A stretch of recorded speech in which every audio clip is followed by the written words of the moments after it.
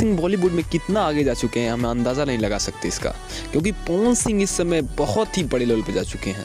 उनका लेवल का अंदाज़ा लगाना किसी के बस की बात नहीं है। आप इसी से अंदाज़ा लगा सकते हैं कि वो बॉलीवुड के जितने भी बड़े सिंगर हैं ना, सबके साथ उनका सिग्नेचर हो चुका है, कॉन्टैक्ट हो चुका है, और गाना अब उनका 2 साल 3 साल में भी शायद ख़त्म नहीं होगा, इतना ज़्यादा सॉन्ग का कॉन्ट्रैक्ट ले चुके हैं अभी तक। तो जी हाँ, जैसे हम बता दें कि हिमेश रेशमिया एक ऐसा नाम है जो कि बॉलीवुड में जितने भी मतलब हिट सिंगर होते हैं, छोटे से लेकर बड़े होते हैं, उनमें कहीं ना कहीं हिमेश रेशमिया का हाथ जरूर होता है। तो जी हाँ गाइज, ऐसे में जितना भी इंडियन आइडल के लड़के हैं जो गाना गा के बाहर निकलते हैं, उनको हिमेश रेशमिया अपने एक गाने का मौका देते हैं, जो कि खुद का वो लिरिक्स लिखते हैं और म्यूज़िक बनाते हैं, और सॉन्ग में उनका कुछ क्रेडिट रहता है, इसलिए वो हमेशा अपने सॉन्ग को हिमेश के दिल बताते हैं, ऐसा है कुछ हिमेश का कुछ करके नाम है उसका।